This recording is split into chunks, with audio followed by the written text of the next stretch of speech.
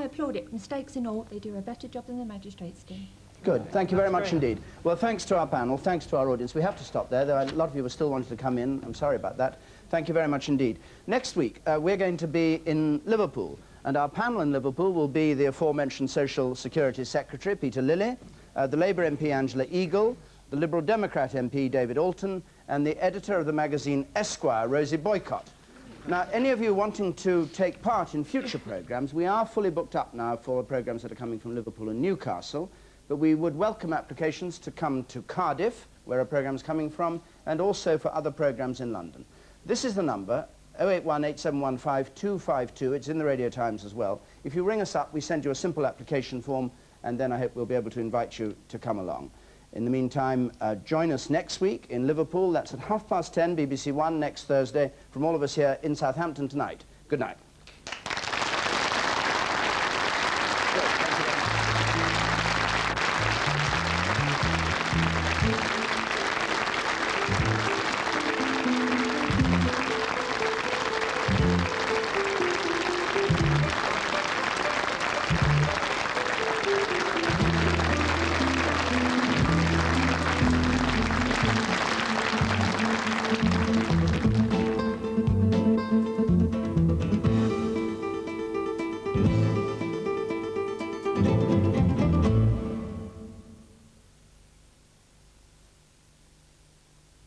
The problem isn't yours. We've no control over the drug problem in this city. The problem isn't theirs. I want to be able to say to my kids, turn to heroin and you die. The problem is everyone's. That's my baby. I think you owe me 5 minutes, do you know what I mean? And it just won't go away. If you love us and you want us, you'll give it up for good. From the writer of Cracker, Jimmy McGovern's chilling drama, Needle, Monday, 10:10 on BBC One. The highs and lows of the week in the arts. Late review on BBC Two now. In 10 minutes here on BBC One, Christine fails a drug test before going undercover at a local computer factory. The chips are down for Cagney and Lacey. Before that, on BBC One, the reality of lawlessness in Crimewatch Update.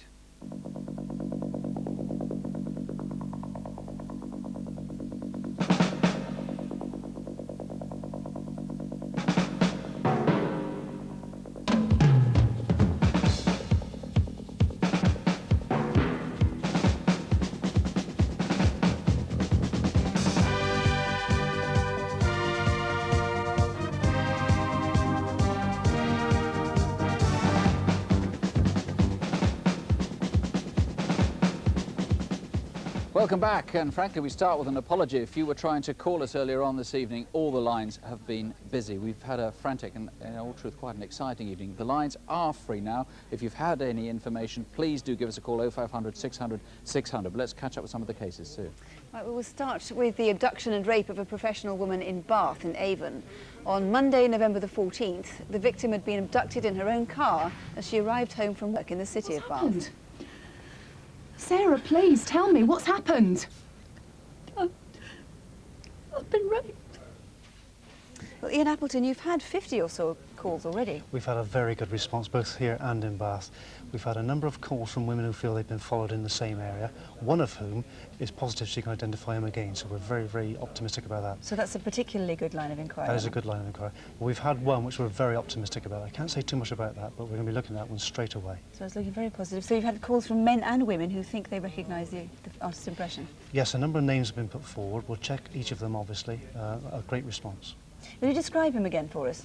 Yes, of course. He's a white man. He's about 5'7", quite a short man. Slight to medium build. He's got short dark hair with a fringe, and he's clean shaven with a swarthy complexion. Quite scruffy in general appearance and with a local accent. Right, so you think he's a local man, and the description's so good because 3 other women have definitely encountered this same man before the attack took place. Yes, that's right. So what you need now is still to hear from yet more people who think they recognise this man. Well, the artist's impression is very, very good likeness. If people feel that they've seen this man, please come forward and tell us. Right, thank you very much indeed. Let's hope they do. Thank you. Next, the murder of Atek Hussain, a father coming home from work who was attacked outside his house in East London and for no known reason was stabbed to death. Atek? Atek! Atek! What happened? Inspector Smells, I was confounded on this. I thought you'd get very little on it. It was September that happened 4 months ago. You had not a lot to go on, but you've had 60, I think now 70 calls. Yes, that's right. We've had a lot of information. We've had several names given for the photo fit. We believe we've got a name for the particular college that, from the badge that we showed. So you think you know where the jacket comes from? Yes, now? that's right. So you don't know who owned that jacket that was found? No, not as yet. Not as yet. We'd still like more calls. Okay. There was one call I know to the incident room, your incident room in Stratford, where a Bengali speaker was on the phone and there was a woman in the background trying to stop him giving any information. Yes, that's right. He was speaking to our Asian officer. He's obviously got something he wants to tell us, but it appears that the woman in the background stopped him and told him to, well, not to make the call, and the phone was put down. So we'd like to hear from him. Okay. Obviously, any decent community falls apart unless people are prepared to help, particularly in a case like this of murder. The number, if you can help, remember, 0500 600 600. So. Well, we seem to have had some very good calls on photo call, Jackie. An enormous number of calls. So the first one chap we were looking for, Kevin Ashman, we wanted to speak to him about a sexual offence in Ealing. Over 40 calls, lots of sightings in the West London area, which is obviously hopeful, but we do need to know where he is now. Please give us a call if you know. The second case was the Clwyd Close robbers. We wanted to speak to looking for 2 men there. Well, we've had 52 calls, which is great, but there's one that looks quite good, which will be followed up, so hopefully good news on that. The third case, we were looking for the woman we called the travelling deceiver. She's been all over the country. An overwhelming number of calls, nearly 60 in fact. Quite a few suggesting the same name, together with background information, so we're very pleased with this so far, and perhaps good news next month on that. And the fourth case was the Oxford jewellery robbery. We're looking for 2 men there, and in fact they nastily attacked the staff, so we really would like to find these men. Only 4 or 5 calls, a bit disappointing. Please, if you know them, call us now. And we had an extra appeal on Philip Manning. Any news on that? Again, large number of calls, 60 calls, mainly sightings, quite a few in the Kensington area, which looks good. In fact, there were 2 calls in particular which the officers are very excited about. It's frustrating, I can't give too many details, but watch next month and perhaps we'll have something new. Sounds good so far. Jackie, thanks. In the main programme, we showed how a coin dealer had been lured from his home to a meeting at Scotch Corner in North Yorkshire. He brought cash for a collection of coins that he hoped to buy, but he and a friend that he'd brought along were attacked and robbed at gunpoint. I've just been attacked by 2 men. One of them injured in the face. The other one was very nearly blinded. Ammonia thrown in his face. It was incredibly dangerous, and it was only saved by the fact that he was wearing glasses. You've got quite a lot of information on this. There's a lot of names coming in. We've had a good response, Nick, for the photo fit. A lot of names put forward, and it would seem possible that 2 callers are independently putting forward the same suspect.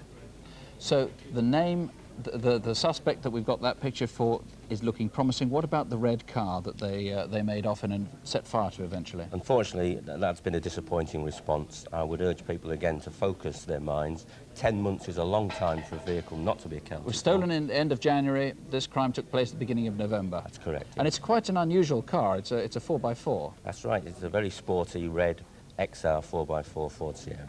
Okay, so if you saw someone who had that in their possession and disappeared in November, do let us know. The other car that you were interested in, now that really has turned up some very interesting information. That's right. Blue Orion. That's right. A witness saw a C-registered Orion a couple of months ago in suspicious circumstances, and she was so much... In this area?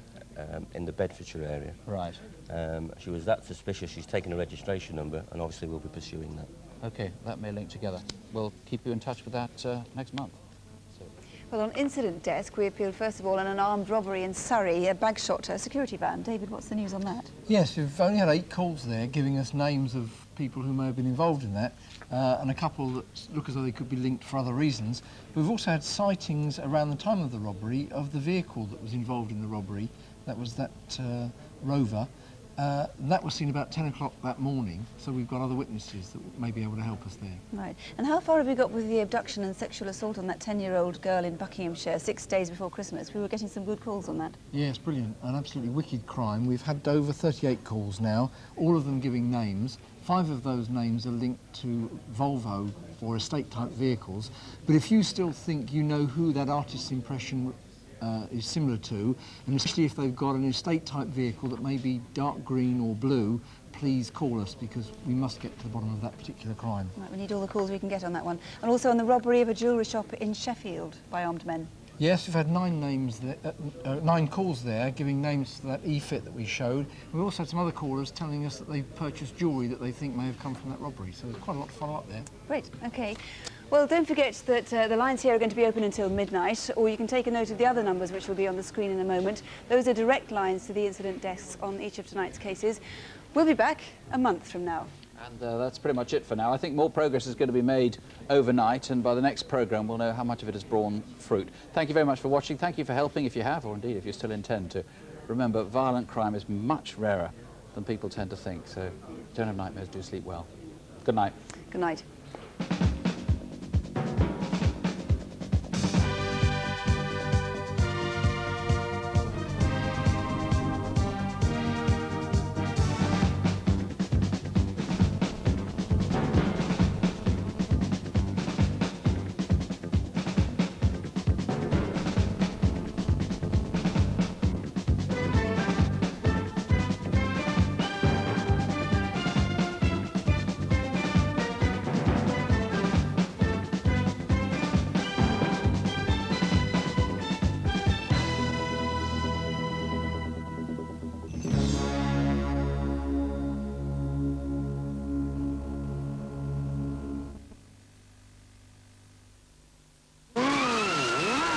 Welcome to the battle zone.